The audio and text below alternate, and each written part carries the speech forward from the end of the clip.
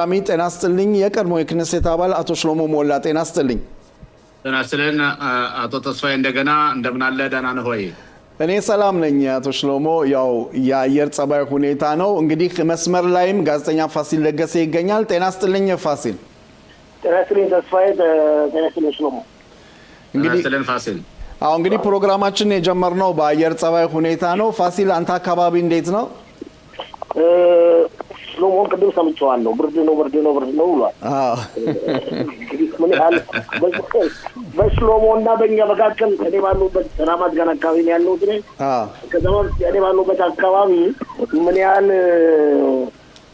የአየር ጸባይ ልዩነት እንዳለ የሚገርም ነው። ለሞኔ ብርድ ነው፣ ክረምት ነው አይደለ? ዝናብ አልፎ አልፎ ይዘንባል። በእኛ አካባቢ ብርድም አለ፣ ግን ሰላም ነው። በጣም ጥሩ። እንግዲህ ሁለታችሁም ከኔ አትበልጡም። ኢየሩሳሌም ደግሞ የበለጠ ቀዝቃዛ ነው። አጥንት ሰንጥቆ ነው የሚገባው። አዎ እንግዲህ ወደ ፕሮግራማችን ስንገባ በእውነት በዘገባውም እንደተናገርነው ያው ጠቅላይ ሚኒስትር ቢንያሚን ኔታንያሁ ዛሬ ጉዟቸውን ቀጥለዋል።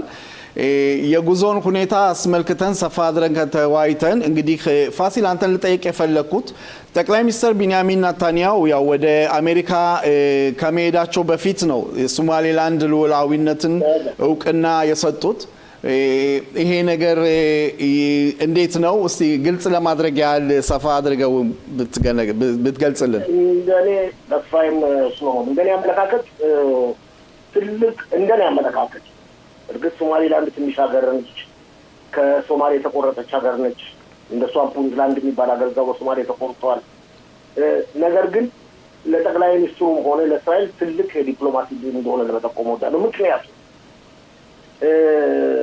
ሶማሌላንድ ያለችበት ጂኦግራፊ ወይም መልክዓ ምድር ለእስራኤል ጠላት ከሆኑ ከሁቲዎች ጋር ብዙ የሚራራቅ አይደለም። ሶማሌላንድ ያለችበት የባህር ዳርቻ ያላት የባህር ዳርቻ ከህንድ ውቅያኖስ ጋር የተያያዘ ነው። ቀይ ባህርም ነው፣ ባቤል መንደብም ነው። ለዓለም አቀፍ ንግድ ከፍተኛ አስተዋጽኦ የሚያደርግ የመጓጓዣ ቦታ ነው። የዓለም ንግድ ከ12% በላይ ከ112 እጅ በላይ የሚጓጓዝበት ቦታ ነው። እንግዲህ ይህን ሁሉ ስንመለከት ምንም እንኳን እስራኤል አንዷ ሀገር ብትሆንም የማወቁ ጉዳይ ከሶማሊላንድ ጋር ኢትዮጵያና የተባበሩት አረብ ኤሚሬቶች ከፍተኛ የወዳጅነት ግንኙነት አላቸው።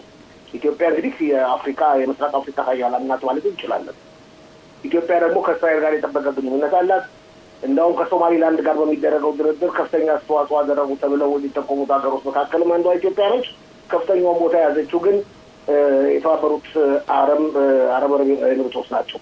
ከኢትዮጵያም ሆነ እንደዚሁ ከሀገር ውስጥ አንዳንድ የዜና ምንጮች እንደጠቆሙ ከሆነ እስራኤል ወደፊት ለምታደርገው እንቅስቃሴ በአፍሪካ ምድርም ሆነ መካከለኛው ምስራቅ በዛ አካባቢ እንደ ልቧ የመዘዋወር ቦታ የምታገኙበት መንገድ ከተከፈተ ይኸው ከሶማሊላንድ ጋር የተደረገው ስምምነት ነው። የሶማሊላንድን ሕዝብ በከፍተኛ ሁኔታ ጨቁኗል። ለዘርተኛ ሃይማኖተኛ የሶማሊላንድን ሕዝብ እስልምና እምነት ተከታይ ቢሆንም እርግጥ ሶማሊያውን ሁላችንም እንደምናውቀው በአክራሪነታቸው የታወቀና የገነኑ ናቸው። ነገር ግን ሶማሊላንድ ነዋሪዎች ቁጥራቸው 6 ሚሊዮን የሚሆነው በሰላም ነግደው አምርተው ሰርተው መኖር ነው የሚፈልጉት።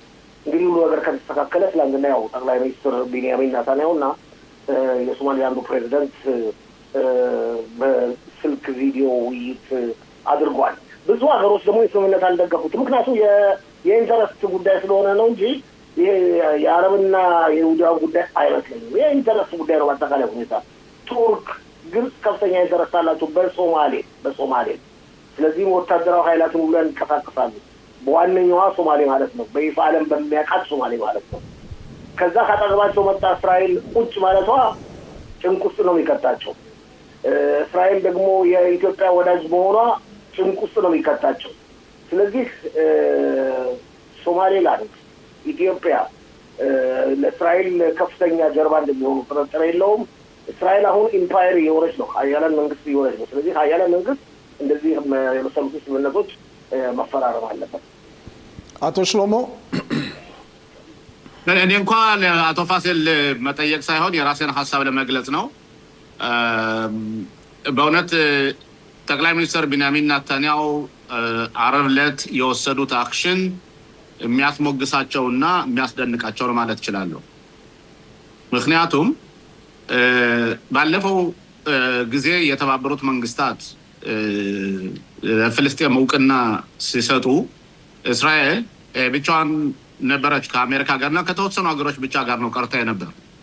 አሁን እስራኤል እያደረገች ያለችው ከ1991 ዓመተ ምህረት ጀምሮ ፑንትላንድ ማለት ሶማሌላንድ የራሷን የሆነ አገር የመሰረተች ሀገር ናት። ብዙዎቹ እውቅና ማይሰጧት ሶማሌላንድ ሀገር የአረብ ሊግ ስለሆነች የአፍሪካ አንድነት ማህበር የተባበሩት መንግስታት የአረብ ሀገሮች ተጽዕኖ ስላለባቸው ነው እንጂ እቺ ሀገር ግዴታ ኢንዲፔንደንት መሆኗ የማይቀር ነው። የመጀመሪያ ጊዜ እስራኤል ይህን ስታደርግ ደግሞ ያሳየችው ተድራጎት እስራኤል 4 ኢፌክት አለው ብዬ አስባለሁ። 4ቱን ጊዜ ካለ ለመዘርዘር እፈልጋለሁ። አንዱ የሁቲዎችንና እዛ አካባቢ ያሉትን ጸረ እስራኤሎችና በተለይ በቀይ ባህር አካባቢ መርከቦች በዛ ለማለፍ የሚዳረገውን ተጋድሎ ሌሎች ሀገሮች ምንም ያደረጉት ነገር ስለሌለ በዚህ አጋጣሚ እስራኤል ወዳጅነቷን ተጠቅማ ያን ቦታ ሴኩርድ ሀገር እንዲሆን ታደርጋለች። ሁለተኛው ደግሞ የእስራኤል ጠላቶች በተለይ እነ ቱርክ እነ ኢራን እንዲሁም ሌሎች ሀገሮች በሌላ ቦታ ፕሮክሲስ እየፈጠሩ ደጋፊዎቻቸውን ሲያረጉ እንደነበረው እስራኤል ማድረጉን ጀምራለች ማለት ነው። ይሄ ትልቅ ለውጥ ያመጣል። ሁለት በል ሶስተኛው ደግሞ የሙስሊም ሀገሮች በሙሉ እስራኤል ጸረ እስራኤሎች ናቸው እያሉ በሚባልበት ጊዜ በትላንትናው ግን ያየነው እንዴት ነው የእስራኤል ባንዲራ በሶማሌላንድ ላይ እየተውለበለበ ሙስሊም ሴቶችና ሙስሊም ወጣቶች የእስራኤልን ባንዲራ ይዘው ቢንያሚን ኔታንያሁ እያደነቁ ሲናገሩ ከፍተኛ የሆነ የህዝባዊ ኢፌክት አለበት። አራተኛው ደግሞ የእስራኤልን አይበገሪነት እስራኤል ከ23 ቀን 10ኛው በ7 ቀን 10ኛው ወር 23 ዓመተ ምህረት ጀምራ እስራኤል ከእንቅልፏ ተነስታለች። ከእንቅልፏ ከተነሳች በኋላ ከእንግዲህ በኋላ ይሄ ሀገር ደስ ይለዋል የሀገር ደስ አይለው የሚባል ነገር የለም። የራሷን ኢንተረስት እና የራሷን ኃያልነት የምታሳይበት ነው። አራተኛው ነጥብ ደግሞ ይህ ጉዳይ ለዘለቄታው የእስራኤል የጂኦፖለቲክስ በተለይ በኮርነር አፍሪካ ላይ እስራኤል ከፍተኛ ተጽዕኖ ይኖራታል። ኃያላን ሀገር ስለሆነች እስራኤል ተጽዕኖነቷ የሚታየው በኢትዮጵያ ላይ ይታያል፣ በጅቡቲ ይታያል፣ በኤርትራ ይታያል። በገልፍ ሀገሮች በሙሉ ያሉ እስራኤልን ኃያልነቷን ማስመስከሯል። እነዚህ ነገሮች የእስራኤልን ሴኩሪቲ እና የእስራኤልን የበላይነት የሚያረጋግጡ ናቸው። ስለዚህ ጠቅላይ ሚኒስትር ቢንያሚን ኔታንያሁ አቶ ፋሲል ደስ ይበልህ፣ ሻፖ ነው የምለው። ለምን ትወስደኛለህ ወደዛ ቦታ? አንተም ደስ ብሎሃል ነገር ሰምቻለሁ። ወግቢያ ላይ ለሁሉም ጥቅም ነው። እኔ እኮ ላልኩ እኮ ተናገርኩ። በደንብ አድርጌ ከሞላ ጎደል መተንተን ሞክሬያለሁ። ገብቶኛል። እንግዲህ ወደ ጥያቄ ስመለስ በእውነት ይሄ ገለጻ እንግዲህ ታሪክ የሚያዩ ይሆናል። ጠቅላይ ሚኒስትር ቢንያሚን ኔታንያሁ በግንኙነታቸው ከፕሬዚደንት ዶናልድ ትራምፕ ጋር ትኩረት የሚያደርጉት ስለ ኢራን ጉዳይ ነው የሚል አንዳንድ ዘገባዎች እየወጡ ነው። በነገራችን ላይ አቶ ተስፋዬ በዚህ ጉዳይ ማለት ነው እስራኤል ማለት ነው ትራምፕ የተናገሩትን ነገር ቢናገሩም ከአሜሪካ ጋር ሳትነጋገር እውቅና አትሰጥም። ይህን በእርግጥ 100% ላረጋግጥልህ እፈልጋለሁ። ምክንያቱም የእስራኤል ሀገር ፖሊሲና የአሜሪካን ሀገር ፖሊሲ ስለማውቀው ነው።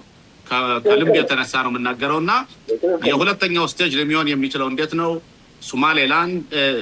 ሶማሌላንድ በአሜሪካ በእንግሊዝ ከዛም ደግሞ በዩኤኢ ከዛ ደግሞ ደቡብ ሱዳን እንደዛ እያለ እየተስፋፋ ይሄዳል ማለት ነው። እና ልክ እስራኤል ሀገር ስትቋቋም የኛ ወዳጅ የነበሩትን ሀገሮች ሁሉ እንደማንረሳላቸው ሁሉ ዛሬ እቺ የሙስሊም ሀገር የምትመሰረተው ሶማሌላንድ እስራኤልን አትረሳም።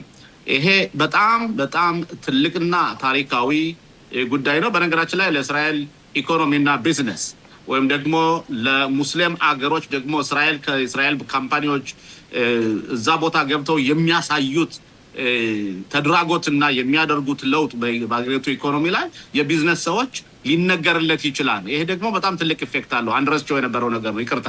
በጣም አመሰግናለሁ አቶ ሽሎሞ። ለሁለተኛው ጥያቄ ፋሲል ጠቅላይ ሚኒስትሩን አጀንዳ አይደለ? ልቀጥል?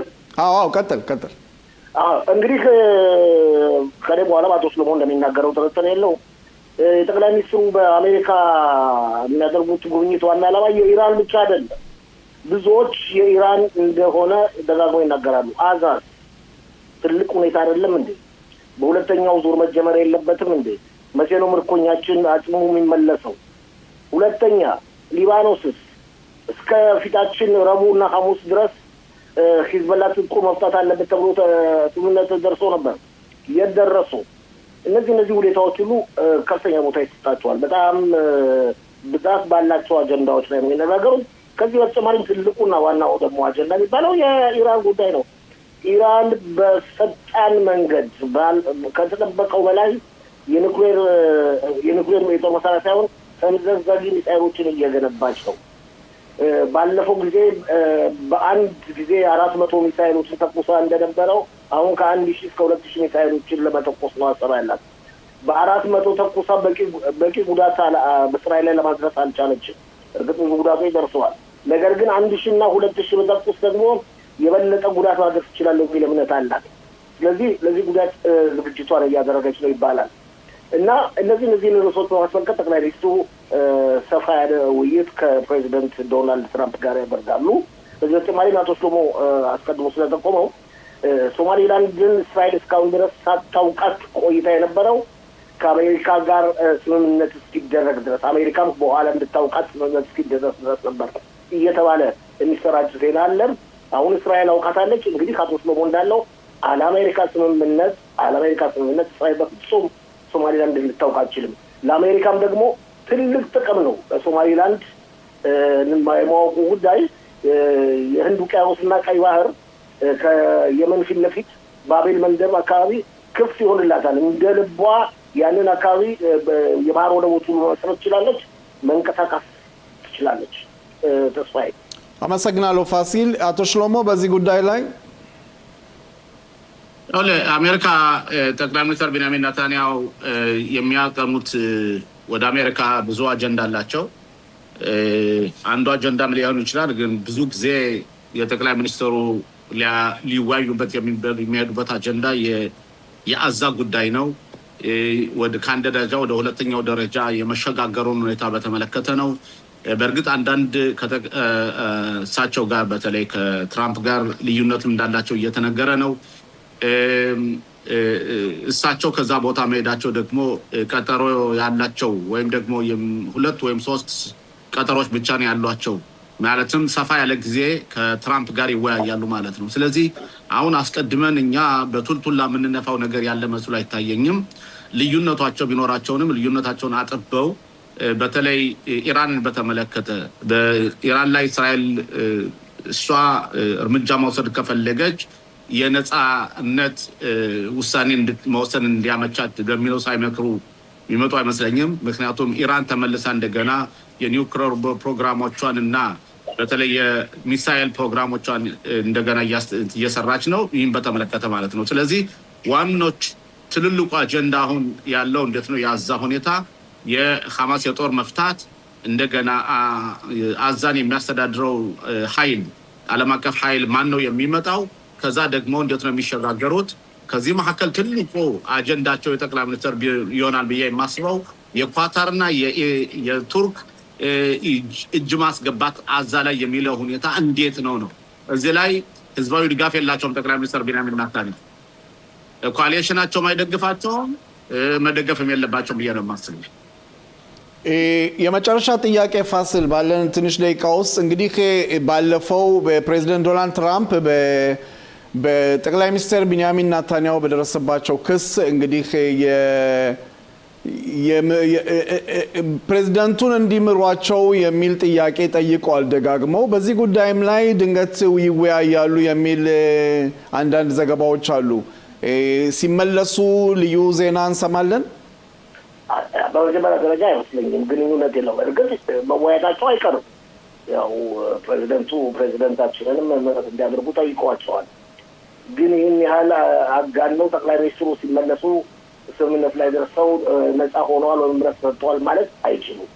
ፍጹም እዚህ ጣልቃ ውስጥ አይገቡም። ውስጥ ለውስጥ እንግዲህ ከፍተኛ ግፊት ማድረጋቸው ነው የሚቀጥሉ። ጥርጥር የለውም። እንግዲህ ፕሬዚደንቱ 2 ወር ጊዜ ስጡን ብለው ነበር አይደል? እየተቃረበ ነው።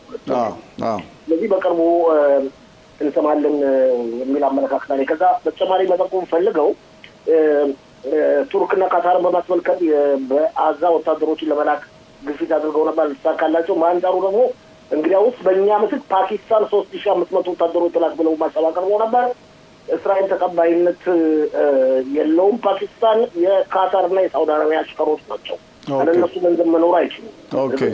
የጦር ኃይል ያላቸው የኒውክሌር የጦር መሳሪያ ያላቸው እነሱን ወክለው መምጣትና በአዛ ጥበቃ ማድረግ እንደማይችሉ ከመከላከያ ሚኒስትር ጽሕፈት ቤት የሚወጡት መግለጫዎች ያመለክታሉ። ኦኬ።